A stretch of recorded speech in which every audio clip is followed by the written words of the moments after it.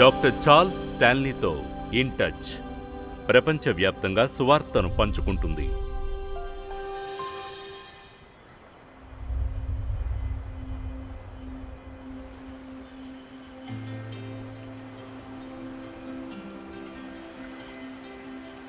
బహుశా మీరు వినే ఉంటారు, ఏమనంటే ప్రభు వద్దకు రావాలంటే కొందరు ఎంతో కష్టపడవలసి వస్తుందని. వారి జీవితాన్ని ఆయనకి ఇవ్వాలన్నా జరిగిందదే. అంత చిందరవందరగా అయింది. 30 ఏళ్ల వైవాహిక జీవితం తర్వాత నేను నా భర్త విడిపోయిన ఒక సమయంలో నా జీవితం, నాకు తెలుసు నా జీవితాన్ని సరిచేసుకొని మంచిగా నేను ఉండలేను అని. అందుకే ఆ స్థితిలో బహుశా భవిష్యత్తును గురించి నేను ఎంతగానో చింతించేదాన్ని. నేను విడాకులు తీసుకోకుండా కలిసి ఉండడానికి ఎంతగానో కష్టపడ్డాను. అయితే నేను వాక్యాన్ని చదవడం ప్రారంభించాక, అలాగే ఎన్నో డాక్టర్ స్టాన్లీ గారి బోధనలను, ప్రసంగాలను నేను గుర్తించాను. ఏమనంటే యేసు ప్రేమ ద్వారా దేవుడు ఒక సంకల్పం కొరకు నన్ను రక్షించాడని.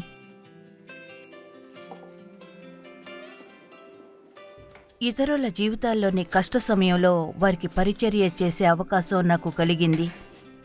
దాని గురించి నిజంగా నాకంత అభిరుచి లేదు. మిచెల్తో నాకు కలిగిన మెంటరింగ్ రోల్ మరియు కౌన్సిలింగ్ గురించి తెలుసుకున్నంత వరకు. Hi Michelle. Hey sweeties. దేవుడు నా మనసులో చర్చికి వెళ్ళటం మొదలు పెట్టమని చెప్పాడు. అది నేను వివరించలేను కూడా. నిజంగా అయితే నాకు, నా భర్తకు, మా అమ్మాయికి అది అంతా మార్చివేసింది. ఇంటి వద్ద ఉన్నట్లే ఉంది. ఎన్నడూ దేవుడి గురించి మాట్లాడిన నా భర్త కొత్తగా తెలుసుకున్న యేసు ప్రేమ వైపు వెళ్లారు. ఆయన తన డివోషనల్ని చదివేవారు, బైబుల్ని చదివేవారు. నా భర్త రక్షణ పొందడాన్ని నేను చూశాను. 5 రోజుల తర్వాత ఒక యాక్సిడెంట్లో ఆయన చనిపోయారు. అది నన్నెంతగానో బాధించినది. బహుశా నాలో ఆ ప్రశ్న ఎప్పుడు ఉండేది అంటే, అది ఆయన్ని ఇక్కడ నువ్వెందుకు ఉంచలేదు అని. దేవా, నువ్వెందుకు ఆయన్ని కాపాడి ఇక్కడ ఉంచలేదు? ఆయన ఎందుకు తీసుకువెళ్ళావు? అయితే దేవుడు అనేవాడు, అతను నాతోనే ఉన్నాడు అని. దానిని నేను ప్రశ్నించలేకపోయాను. మిచెల్ నాకు కుమార్తె లాంటిది. మా మధ్య వెంటనే కలిసిపోయి నమ్మకంగా ఆమె దేనితో పోరాడుతుందో, నేను ఆమెకు ఎలా సహాయం చేయగలనో సంభాషించే సామర్థ్యం కలిగింది. ఎప్పుడో పోగొట్టుకున్న మా బంధువుని కలిసినట్టు అనిపించింది. ఆమె మా కుటుంబం. మేమిద్దరం ఒంటరి స్త్రీలమే. ఒంటరిగా నడుస్తూ ఒకరికొకరం ప్రోత్సహించుకుంటూ ఇద్దరం తోడుగా ఉన్నాం. ఈ ఏరియాకు నేను కొత్తయితే ఆమె వచ్చి నన్ను తనకు తెలిసిన చోట్లకు తీసుకుని వెళ్ళి తనకు తెలిసిందంతా నాతో చెప్తుంది. ఎంతో అందమైన కోనసీమ. ఐస్ క్రీమ్ అంటే తనకిష్టమని లీజ్ నాకు ఒకసారి చెప్పింది. అప్పుడు అక్కడ ఒక కొత్త మార్కెట్ని తెరిచారు కనుక మాకు దూరంగా అందుబాటులో లేని వస్తువులు ఇక్కడ ఉండేవి. ఎక్కువ దూరం కూడా కాదు వెళ్ళాలంటే. మేము సమయాన్ని చూడము. కొన్నిసార్లైతే మాట్లాడాల్సిన అవసరం కూడా ఉండదు. మేము కలిసి ఉంటామంతే. ఆ విధంగానే మా స్నేహం ఎప్పుడూ ఉండేది. దానిని వివరించలేము. ఒకవేళ నా రోజు బాగోలేదంటే లీజ్కి తెలుస్తుంది. అప్పుడు ఆమె నాతో పాట లేదా వచనాన్ని లేదా ప్రేమను పంచుతుంది. ఆమె ప్రేమను పంచుతుంది. మొదట్లో బహుశా నాకు ఆ వైఖరే ఉండేది. ఎక్కువగా ఎలాంటిదంటే, నేను ఈ పనిని ఆయన చెయ్యమన్నందున చేస్తున్నానని, లేదా ఈ పనికి పిలుపునిచ్చాడనో. తెలుసా, నేను మెంటార్ చేస్తున్న వ్యక్తి నా జీవితాన్ని ఆశీర్వదిస్తుందని నేను అర్థం చేసుకోలేదు. నన్ను ఆమె సంతోషపరుస్తుంది కనుక అది అంటువ్యాధే. అదేదో చిన్న టైం ర్యాప్లో ఉన్నట్లే ఉంటుంది. అయితే దేవుడు ఇద్దరినీ దగ్గరకు చేర్చినప్పుడు దాన్ని కదిలించలేము. అది ఎలా అంటే, యేసే ఆమెని ఇక్కడ ఇలా అనడానికి ఉంచినట్లుంది. ఇదిగో వెళ్ళు, మార్గం ఇదే. డాక్టర్ స్టాన్లీ నుంచి నేను నేర్చుకున్న వాటిలో అదొకటి. విరిగిన మీ గతంలో ఇరుక్కొని పోయి ఉండకండి, కానీ స్వస్థపడ్డానికి చేయవలసింది చేసి ఇతరులకు స్వస్థతనివ్వడానికి హెల్ప్ చేయండి. మిచెల్ అటువంటి వ్యక్తి. అది ప్రతిబింబించడం నేను నా కళ్ళారా చూశాను. ఓ నా దేవా, అది నా మనసుకెంతో హాయిని కలిగిస్తుంది.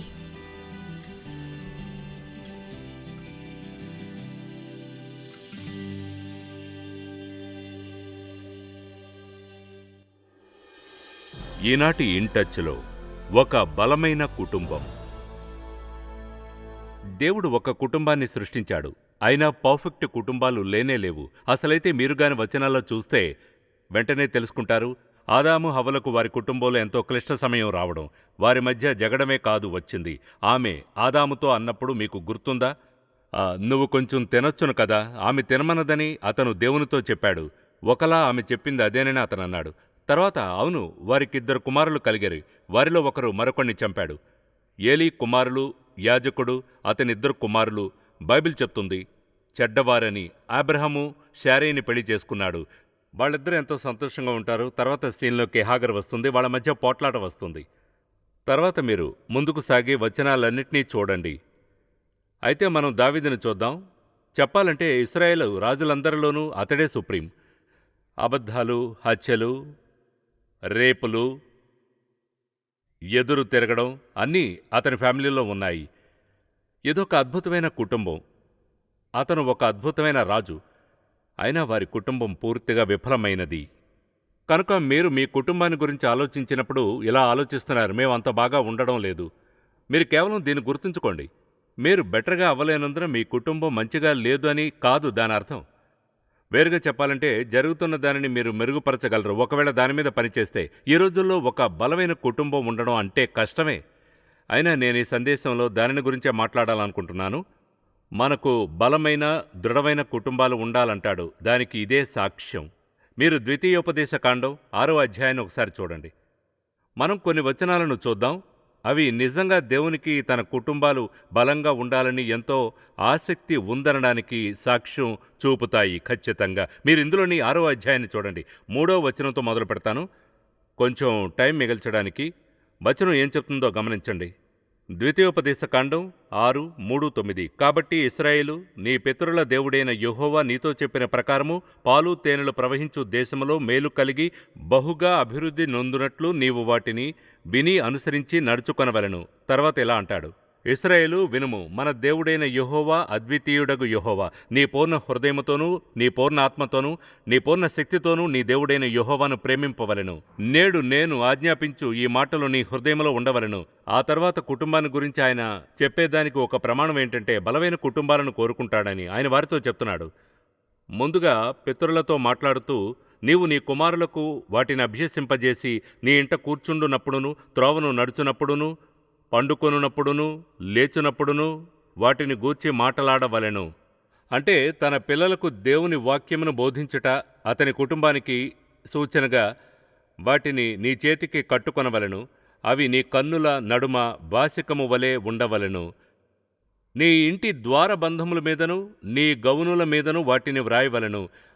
ఆయన సింపుల్గా ఏం చెప్తున్నాడంటే నీ కుటుంబంలో దేవుని వాక్యం ఉండాలి. ఎటువైపుకు తిరిగినా దేవుని వాక్యము నీ కుటుంబంలో ఉందన్న సాక్ష్యం ఉండాలి. దేవుడు మనకు బలమైన ప్రేమ నిండిన కుటుంబాలు ఉండాలంటాడు. కనుక ఎవరైనా అనొచ్చు, అలా అయితే అటువంటి కుటుంబాన్ని ఎలా వర్ణిస్తారు?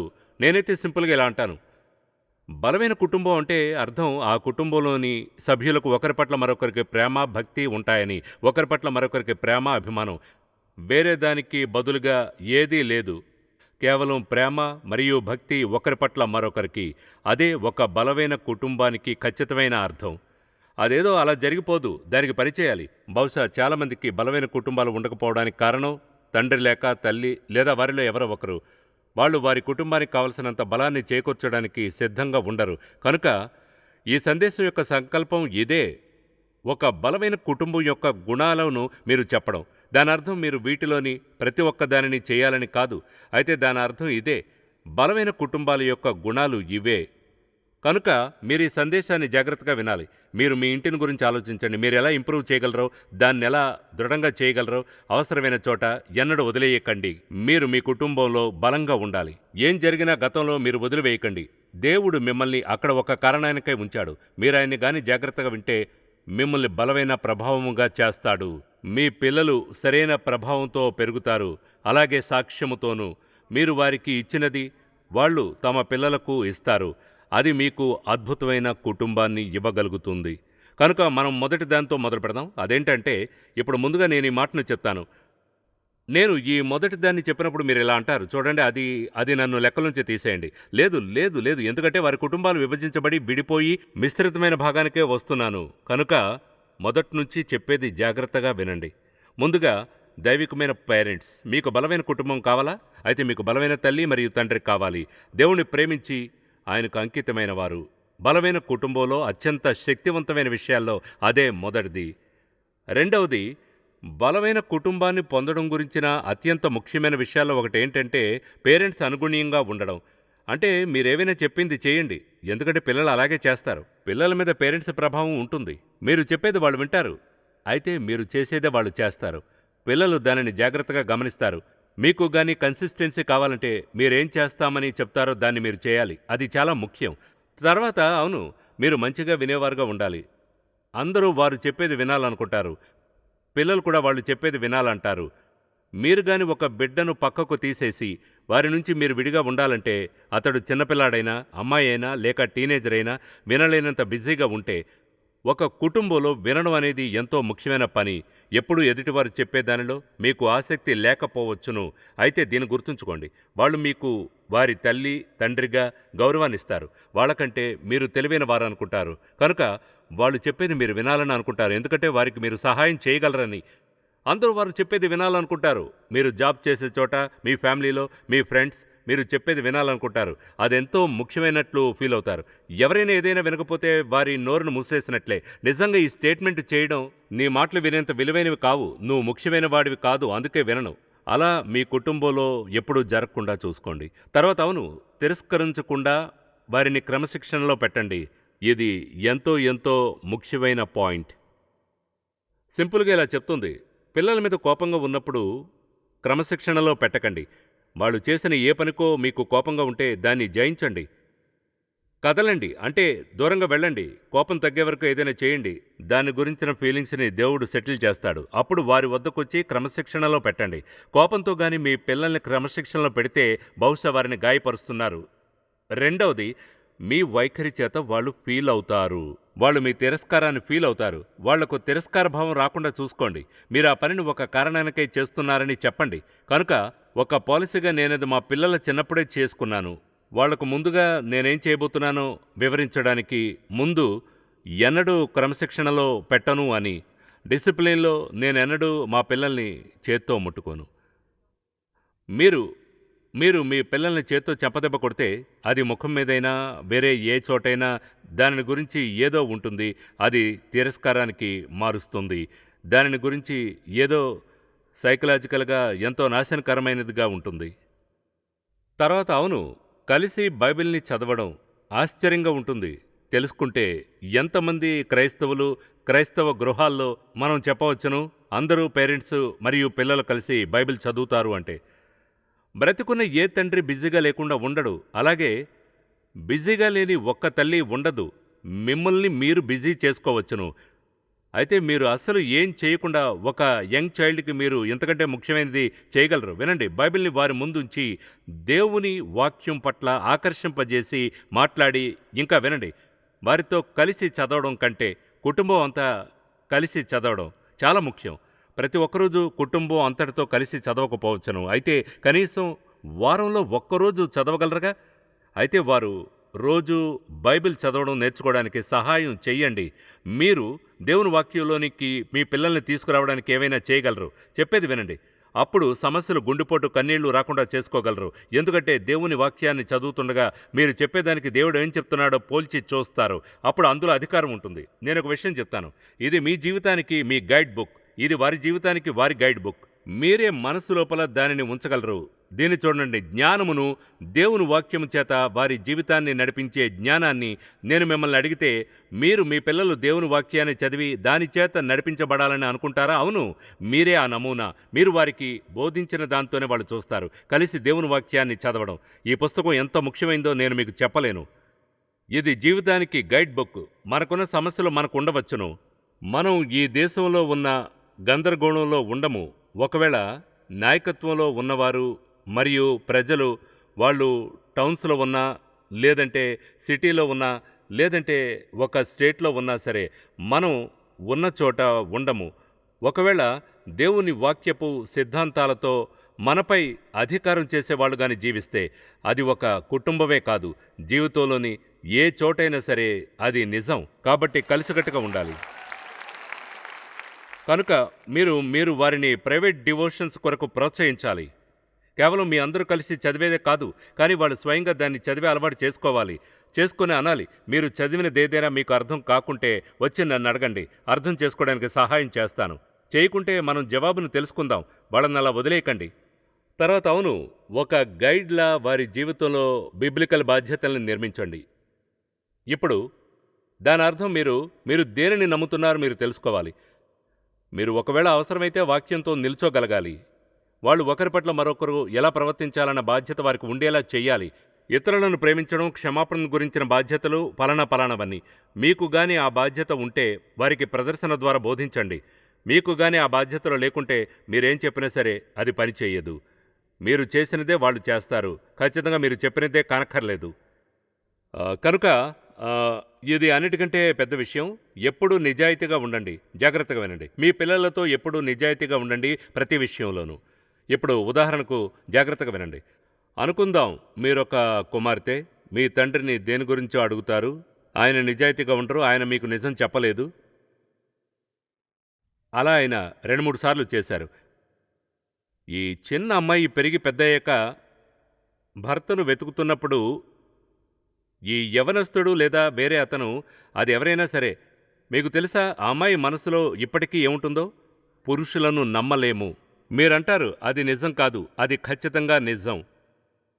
మీ తండ్రి లాంటి అధికారంలో ఉన్న వ్యక్తే నిజాయితీగా లేనప్పుడు నిజాన్ని చెప్పకుంటే, అబద్ధాలు లేదా మీరేదనుకుంటే దానిని అలా అనవచ్చును. ఒక బిడ్డ దానిని చూస్తుంది, వింటుంది, ఫీల్ అవుతుంది, మనసులో ఉంచుకుంటుంది. అప్పుడేమవుతుంది? పురుషుల విషయానికి వచ్చినప్పుడు జాగ్రత్తగా వినండి. ఆమె జీవితంలోని అత్యంత ముఖ్యమైన పురుషునితో అనుభవం. వారిని నమ్మకూడదనే. సరిగా జరిగేదదే. మీ వివాహం ఒక అడ్డంకుతో మొదలు పెడతారు. కనుక నిజాయితీగా ఉండమని ప్రోత్సహిస్తున్నాను. వినండి, మీరేం చెప్పినా సరే మీరు చెప్పినది చేయండి. ఎందుకంటే మీరు చెప్పేది తప్పనిసరిగా వాళ్ళు చేయరు కనుక. అది మీరేం చేస్తారో దాన్నే వాళ్ళు చేస్తారు. వాళ్ళ కుటుంబాన్ని జీవితంలో చాలా త్వరగా విచ్ఛిన్నం చేయగలరు. ఇప్పుడు మరైతే విరిగిన గృహాల సంగతి ఏమిటని. ఒక్కసారి విరిగితే బలమైన గృహాన్ని పొందే మార్గం ఉందా? విడాకులు తీసుకుంటే ఒక్కసారి విడిపోతే అవును ఉంది. ఎంత దృఢంగా ఉండాలో అంత కాకపోవచ్చును, అయినా దృఢంగా ఉంటుంది. మీరంటారు అలా ఎలా చేయగలరు అని. మేము మొదలుపెట్టిన మొదటి విధానం, మేము 2 క్రిస్టియన్ పేరెంట్స్ కలిసి మొదలుపెట్టాం. కనుక దానిని ఒక్క క్షణం తీసివేసేయండి. ప్రతిదీ ఆ తర్వాత మీరు విరిగిన ఆ గృహంలో ప్రాక్టీస్ చేయండి. భర్త వెళ్ళిపోయినా లేక భార్య వెళ్ళిపోయినా లేక వేరెవరైనా ఉన్నా, మీరు వేరే ఎవరినో పెళ్లి చేసుకున్నారు, అక్కడేం జరుగుతున్నా సరే అప్పటికీ మీరు ఆ సిద్ధాంతాలన్నింటినీ ప్రాక్టీస్ చేయగలరు. వాటిలోని ప్రతి ఒక్కదాన్ని. కేవలం ఇది వేరే కుటుంబం, మీ ముందు ఒక పెద్ద సమస్య ఉందన్నది మినహాయించి. కనుక నేను సింపుల్గా ఇలా అంటాను. ఒకవేళ కుటుంబం గాని మిశ్రితమైతే మీకు 2 పిల్లలు ఆమె ద్వారా, 2 పిల్లలు అతని ద్వారా, లేదా అలాంటిదేదైనా, అప్పుడు మీరు గుర్తుంచుకోండి, మీ పిల్లలకు శారీరకంగా భావుకంగా దగ్గరగా ఉండాలని ముందుగా మీ పిల్లలకు దగ్గరగా ఉండండి. వేరుగా చెప్పాలంటే, ఒకవేళ మీ భార్య వారిని తీసుకుని వెళ్ళిపోతే లేదా మీ భర్త తీసుకుని వెళ్ళిపోతే వాళ్లకు వీలైనంత భావుకంగా దగ్గరగా ఉండండి. వాళ్ళు మీలోని భాగం. వాళ్ళు మీ నుంచి వచ్చారు, తల్లి నుంచి. ఇప్పుడు కూడా వాళ్ళు మీ పిల్లలే. కనుక తల్లి తండ్రి వీలైనంతగా శారీరకంగానూ భావుకంగానూ సన్నిహితంగా ఉండాలి. ఎందుకంటే వాళ్ళు ఎన్నడూ తమ యథార్థమైన పేరెంట్స్ వారిని వదిలేశారని ఫీల్ కాకుండా. ఎక్కువగా అది కష్టమవుతుంది. ముఖ్యంగా ఒక భార్య గాని లేదా ఒక భర్తకు గాని ఘోరమైన భయంకరమైన విధానంలో విడాకులైతే, ఇప్పుడు ఒకరినొకరు ద్వేషించుకునే స్థితిలో ఉంటే ఇక్కడ పిల్లలుంటారు. ఒక బిడ్డకు కలిగే భయంకరమైన దుఃఖం, బాధ. ఒక రోజున వాళ్ళ నాన్న బయటకు వెళ్ళి తిరిగి రాకపోవడం, ఒక చిన్నమ్మాయి తన తండ్రి బయటకు వెళ్ళిపోయి తిరిగి రాకపోవడం చూస్తే మీరు వారికి ఏం చెప్పినా సరే వాళ్ళు దానిని అర్థం చేసుకోలేరు. మీకు చూడండి, నేను ఆ తండ్రిని గురించి ఆలోచిస్తే వాళ్ళు బయటకు వెళ్ళిపోయినప్పుడు ఒకటి గుర్తుంచుకోండి, పవిత్రుడైన దేవునికి మీరీ పిల్లలను ఈ లోకంలోనికి తెచ్చినందుకు లెక్క అప్పజెప్పాలి. ఖచ్చితంగా మీరు వారిని పూర్తిగా వదిలేశారు. ఆ పిల్లల మనసును చీల్చివేశామని గుర్తించకుండా వాళ్ళు భావుకంగా పూర్తిగా బాధించబడతారు. మీరు అనొచ్చును వాళ్ళు మర్చిపోతారని. కాదు, మర్చిపోరు. అక్కడే ఉంటుంది. వాళ్ళు బతుకున్నంతకాలం ఒక మచ్చ ఉంటుంది. అందుకనే మీరు ఆ వివాహాన్ని కలిపి ఉంచడానికి ఉన్నతమైనది చెయ్యాలి. కొన్నిసార్లు చేయలేరు. ఎవరు ఏం జరిగినా సరే కొన్నిసార్లు అది పనిచేయదు. ఒకరు వాళ్ళు వెళ్ళిపోవాలని నిర్ణయించుకొని వెళ్ళిపోతారు. ఏదేమైనా సరే దానికి వాళ్ళు ఏం చేయలేరు. అయితే సహాయం చేయడానికి దేవుడు ఉంటాడు. మిమ్మల్ని బలపరచడానికి ఆయన ఉంటాడు. ఆ పిల్లల్ని అసహజమైన విధానంలో ప్రేమించడానికి మీకు సహాయం చేస్తాడు ఆయన. తర్వాత మీరు గాని ఒక పేరెంట్ గాని వెళ్ళిపోతే మీ ప్రార్థనా సమయాన్ని పిల్లలతో కలిసి వచనాన్ని చదివే సమయాన్ని పెంచుకోండి. మీరు మీరు అప్పుడు మీరు ఫిజికల్ రెఫ్యూజ్గా అవుతారు. బైబిల్ చెప్తుంది మనం సర్వోన్నతుని నీడలో నివసిస్తున్నామని. నేను గాని దేని నీడలో అయినా ఉంటే అక్కడేదో పెద్దగా ఉంది. ఆయన అంటాడు ఆయనే మన ఆశ్రయ దుర్గం, మన నీడ, మనల్ని కాపాడువాడు అని. ఆ పిల్లలతో కలిసి మీరు వచనాన్ని చదవడం కొనసాగించినప్పుడు అమ్మ లేదా నాన్న వెళ్ళిపోయినా మీరు అర్థం చేసుకోవాలి, అలాగే వాళ్ళు అర్థం చేసుకోవాలి. తెలుసా మనకు ఎందుకు అన్నది అర్థం కాదని. మనం క్రిటికల్గా ఉండాలనుకోము. వాళ్ళ జీవితంలో ఏం జరుగుతున్నా సరే దేవుడు వారి జీవితంలో కార్యం చేయాలని మనం ప్రార్థించాలి. మీరెంతగా బాగు చేయాలనుకున్నా ఒక మచ్చ ఉంటుంది, బాధ ఉంటుంది. అయితే మీకు దానిని వీలైనంతగా తగ్గించే బాధ్యత తప్పకుండా ఉంటుంది. తర్వాత గతంలో కంటే ఎక్కువగా దేవుణ్ణి నమ్మడం, అది చాలా చాలా ముఖ్యం. మీకు ప్రియమైన వారిలో ఒకరు వెళ్ళిపోయినప్పుడు ఎక్కువ ముఖ్యమని వారికి గుర్తు చేయండి. ఎందుకంటే ఇప్పుడు మీకు తండ్రి లేడు, లేదా మీకు తల్లి లేదు, ఇప్పుడు దేవుడున్నాడు. ఆ పిల్లల మనసులో గాఢంగా ఏం ఉంచాలంటే దేవుడే మీ తండ్రి అని. మీకు భూలోకపు తండ్రి ఇక లేడు, అయితే దేవుడే మీకు ఇప్పుడు తండ్రి. ఆయనే అవసరతలన్నీ తీరుస్తాడు.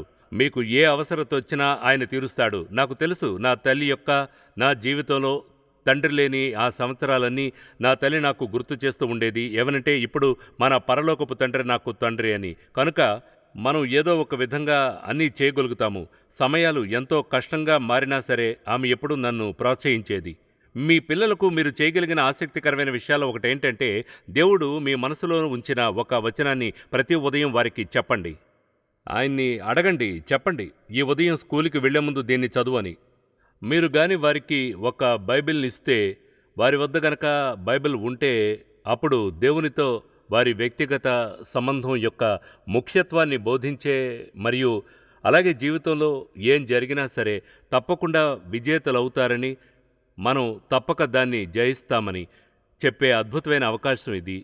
ఏది ఏవైనా సరే మనకు బలమైన కుటుంబం ఉంది. అది ఉండాల్సినంత బలంగా ఉండకపోవచ్చును గాని అది చాలామంది తమవి అయ్యేలా చేసుకోవడానికంటే బలమైనదిగా ఉంటుంది దేవునితో వారి వ్యక్తిగత సంబంధం బలంగా ఉంటే. కనుక మిమ్మల్ని ప్రోత్సహిస్తున్నాను. మీరెవరైనా సరే మీరు గాని ఎన్నడూ యేసుక్రీస్తుని మీ రక్షకుడిగా నమ్మకుంటే మీకు బలమైన కుటుంబాన్ని మరియు పిల్లలు బలంగా ఎదగడానికి ఎంతో కష్టమవుతుంది. మన పిల్లలు అన్ని విధాల వారికి వ్యతిరేకంగా వచ్చే ప్రపంచంలో మనం జీవిస్తున్నాము. బయట ప్రపంచంలో ప్రతి చోట వారిని మానసికంగా, శారీరకంగా, నైతికంగా నాశనం చేసేది ఏదో ఉంది. మీరు వారి ఆశ్రయం, మీరు వారికి సహాయం, మీకు వాళ్ళు కావాలి, వారికి మీరు కావాలి, అందరికీ దేవుడు కావాలి. క్రీస్తుని మీ రక్షకునిగా నమ్మమని ప్రోత్సహిస్తున్నాను. దేవుడు మీరు ఎలా ఉండాలనుకుంటే అలా ఉండడానికి సహాయం చేయమనండి. మీరు ఎలాంటి దైవికమైన పేరెంట్లా ఉండాలో అలా ఉండండి. మీరు కుమారుడైనా కుమార్తెనా మీ కుటుంబం పట్ల ఘోరంగా ఉన్నారేమో. మీరు అనొచ్చును, చూడండి అదంతా చాలా కాలం క్రితం మాట అని. మీరు గాయపడుతున్నారు. ఇప్పటికీ గాయం ఉంది. మీరంటారు, చూడండి వాళ్ళది మర్చిపోయారు. ఒక బిడ్డగా ప్రజలు మిమ్మల్ని లోతుగా గాయపరిచినప్పుడు మీరు మర్చిపోరు. మీరు వారిని గాయపరిచినా వారు మర్చిపోరు.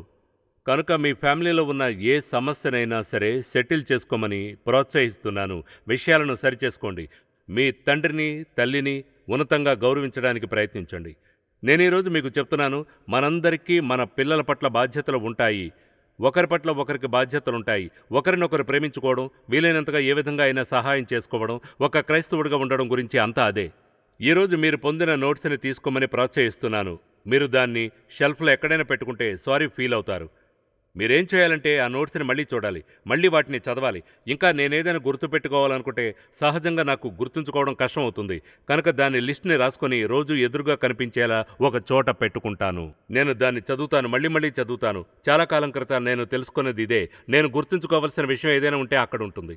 నేనేదో ఒకసారి చదివినందునో లేదా ఒకసారి దాన్ని విన్నందునో నాకు తెలిసినందునో కాదు. అందులో కొంత నేను మర్చిపోవడం ఈజీ. మీరు ముఖ్యం కానిదేది వినలేదు. అదంతా కూడా ముఖ్యమైనదే. అంతా పనిచేస్తుంది. అదంతా నిజం. మీరు పిల్లల్ని పెంచడం గురించి మాట్లాడుతున్నారు, గ్రాండ్ చిల్డ్రన్ని పెంచడం గురించి. కొంతమంది మీ గ్రాండ్ పేరెంట్స్ని మీరు ఒక పేరెంట్ హోదాలోనికి అడుగు పెట్టాలి. ఎందుకంటే మీ పిల్లలు దాన్ని వారి వివాహంలో పాడు చేసేశారు. అయితే గ్రాండ్ పేరెంట్స్ మీరు అందుబాటులో ఉండండి. మీ గ్రాండ్ చిల్డ్రన్ చెప్పేది వినలేనంత బిజీగా ఇవి ఉండరు. మీరంత బిజీ కాదు. వాళ్లకు మీరు కావాలి. మీరు వారికి ఎలా ఉంటారో తెలుసా? వారికి ఒక లంగర్లా ఉంటారు. నేనెప్పుడు గిమ్స్కి వెళ్ళగలను. నాకు తెలుసు ఆయన నా కోసం ఉంటారని. వాళ్ళు మీకోసం అదే చేస్తారు. మీరు రక్షణ పొందుకుంటే మీరు మీకు వ్యతిరేకంగా వర్క్ చేస్తున్నారు. యేసు నామములో మిమ్మల్ని వేడుకుంటున్నాను, ఆయనకు సమర్పించుకోమని, మీ పాపాలను క్షమించమని అడగండి. మీ రక్షకుడిగా ఆయన్ని నమ్మి దేవుణ్ణి మీ జీవితంలోనూ మీ కుటుంబంలోనూ కార్యం చేయమని అడగండి. తండ్రి, దీనంతటినీ నీకే కమిట్ చేస్తున్నాము. సజీవ దేవుని యొక్క పరిశుద్ధాత్మ, నీవు ప్రభువా, ఈ సత్యాలను ఎవరు విన్నారో ఎవరు వింటారో వారి మనసులోనూ హృదయాల్లోనూ చెక్కుతావని ప్రార్థిస్తున్నాను. దేవా, నీవు హృదయాల్లో ఏ విధంగా కార్యం చేస్తావంటే ప్రతి కుటుంబం మరింత మరింత మరింత బలంగా అయ్యి ఈ సత్యాలను వారి ఫ్రెండ్స్తో, విరిగిన వారి కుటుంబాలతో, వారి ఫ్రెండ్స్తో, ఎవరైతే కష్ట సమయాల నుంచి వెడుతున్నారో వారితో పంచుకోవాలి. మా అందరినీ తండ్రి సత్యపు మిషనరీలుగా నీవు మాకు బోధించే సత్యంలో అయ్యేలా చెయ్యి. దానినివ్వడానికి, ఎందుకంటే దాన్ని మాకు ఇవ్వడానికి ఎవరైనా మాకు కావాలి. యేసు నామములో ప్రార్థిస్తున్నాము తండ్రి, ఆమేన్. నేటి ప్రోగ్రాం మీకు ఆశీర్వాదకరంగా ఉంటే intouch.orgలో మమ్మల్ని కలుసుకోండి. InTouch ప్రపంచవ్యాప్తంగా ప్రజలందరినీ యేసుక్రీస్తుతో బలమైన సంబంధంలోకి నడపడం, స్థానికంగా ఉన్న సంఘాన్ని బలపరచడం. InTouch విత్ డాక్టర్ స్టాన్లీ ప్రోగ్రాంను InTouch మినిస్ట్రీస్ సమర్పిస్తున్నారు. ఈ ప్రోగ్రాం చేయడం దేవుని కృపతోనూ మీ ప్రార్థనలు కానుకలతోనూ సాధ్యమైంది.